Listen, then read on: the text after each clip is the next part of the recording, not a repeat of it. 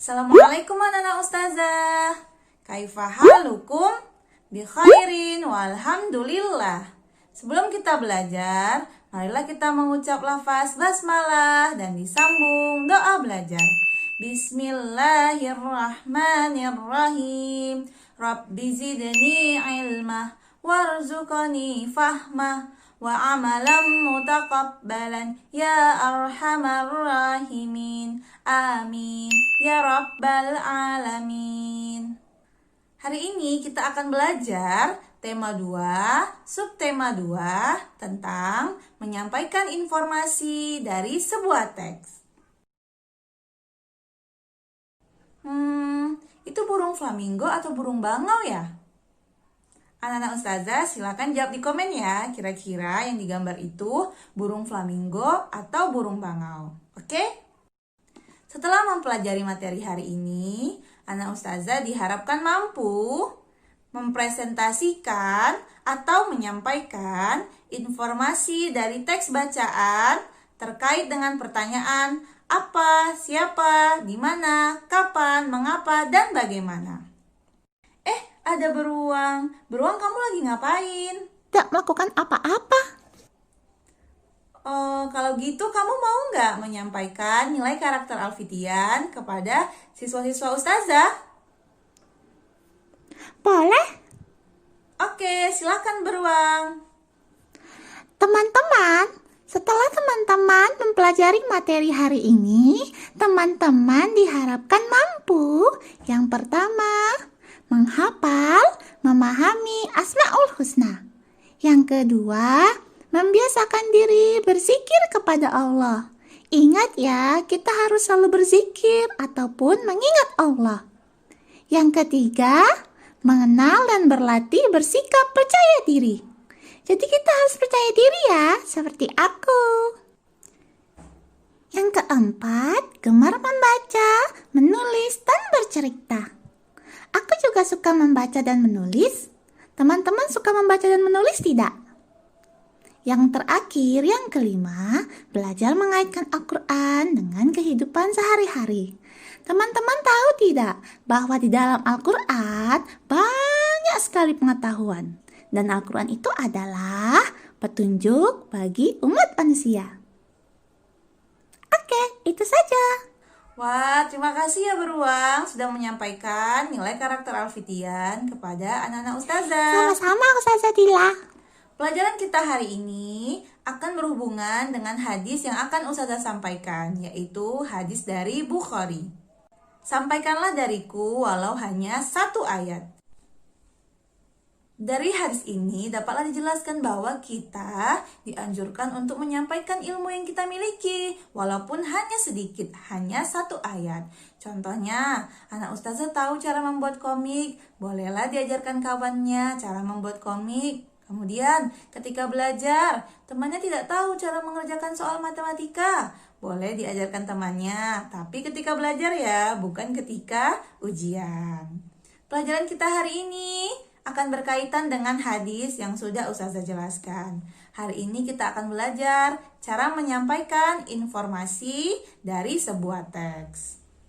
Minggu lalu kita sudah belajar cara menemukan informasi dari sebuah teks. Ayo anak ustazah, siapa yang masih ingat apa itu informasi? Ya, benar sekali. Informasi adalah pesan, berita, atau fakta yang ingin disampaikan melalui sebuah teks. Cara menemukan informasinya yaitu dengan cara membaca. Setelah membaca, baru kita membuat namanya peta pikiran. Di dalam peta pikiran itu ada pertanyaan dan jawaban. Jawaban yang kita tulis itu adalah informasi dari sebuah teks. Oke, anak ustazah?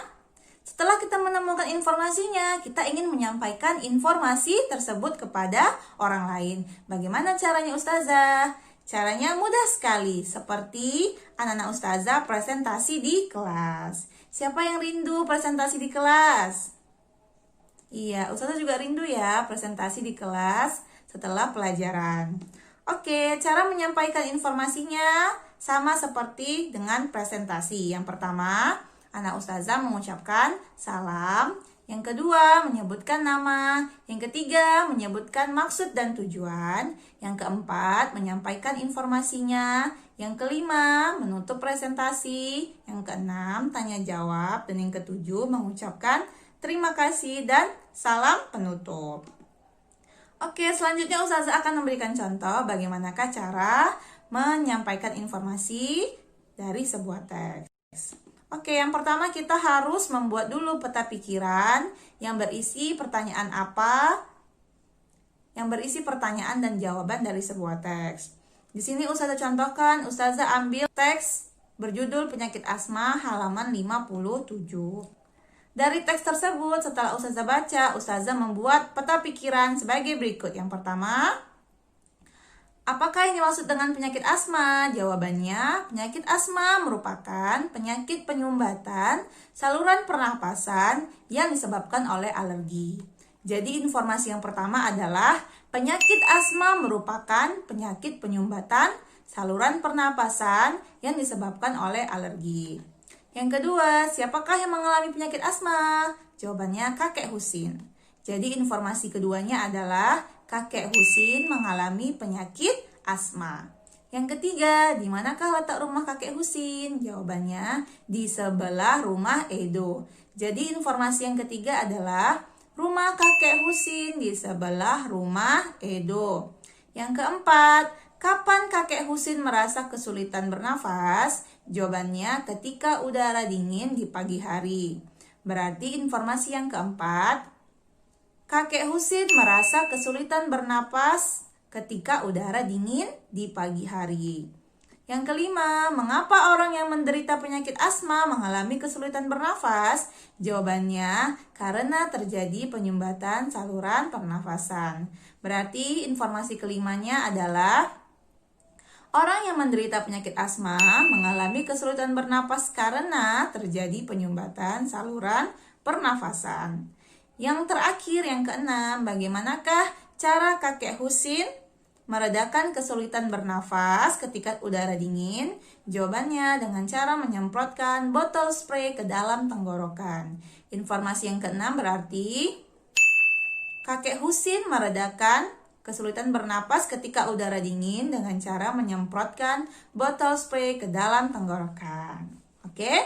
Setelah kita menuliskan pertanyaan dan jawaban di dalam peta pikiran dan kita menemukan informasinya, yaitu jawaban dari pertanyaan tersebut, maka kita bisa menyampaikan informasi tersebut kepada orang lain. Ustazah contohkan ya dari teks penyakit asma. Cara menyampaikan informasinya sebagai berikut. Assalamualaikum, nama saya Ustazah Dila. Saya ingin menyampaikan informasi dari teks penyakit asma yang sudah saya baca. Informasinya adalah, yang pertama, penyakit asma merupakan penyakit penyumbatan saluran pernafasan yang disebabkan oleh alergi. Yang kedua, kakek Husin mengalami penyakit asma. Yang ketiga, kakek Husin tinggal di sebelah rumah Edo. Yang keempat, kakek Husin merasakan kesulitan bernafas ketika udara dingin di pagi hari. Yang kelima, orang yang menderita asma mengalami kesulitan bernafas karena terjadi penyumbatan saluran pernafasan. Yang keenam, kakek Husin meredakan kesulitan bernapas ketika hari dingin dengan cara menyemprotkan botol spray ke dalam tenggorokan. Demikianlah informasi yang dapat saya sampaikan. Mohon maaf bila ada salah kata. Adakah teman-teman yang ingin bertanya? Iya, tidak ada. Oke, demikianlah. Terima kasih. Assalamualaikum warahmatullahi wabarakatuh. Oke, nah Ustazah, jadi seperti itu cara menyampaikan informasinya. Berhubung kita sedang tidak belajar di kelas, maka anak Ustazah boleh ketika tanya jawab anggap saja tidak ada yang bertanya ya anak Ustazah. Ya, jadi adakah yang ingin bertanya? Tidak ada. Oke, seperti itu. Karena memang tidak ada orang di depan kita. Oke, tapi nanti ketika presentasi di kelas seperti biasa anak Ustazah harus membuka sesi tanya jawab. Oke anak Ustazah, begitulah cara menyampaikan informasi dari sebuah teks. Mudah bukan? Oh, Penguin, kamu mau menyampaikan kesimpulan pelajaran hari ini? Oke, silakan. Kesimpulannya, yang pertama, setelah menemukan informasi, maka kita dapat menyampaikan informasi yang kita baca dari sebuah teks. Yang kedua, cara menyampaikan informasi yaitu pertama, mengucapkan salam, kedua, menyebutkan nama, ketiga, menyebutkan maksud dan tujuan, keempat, menyampaikan informasi, kelima, menutup presentasi, keenam, tanya jawab, dan ketujuh, mengucapkan terima kasih dan salam. Itulah kesimpulan pelajaran hari ini. Oke, terima kasih Penguin telah menyampaikan kesimpulan pelajaran hari ini. Anak-anak Ustazah, demikianlah pelajaran kita hari ini. Kamu kok seperti itu melihat Ustazah? Aku mau menyebutkan tugas untuk siswa kelas 5 hari ini. Oh, kamu yang menyampaikan tugas. Oke, silakan.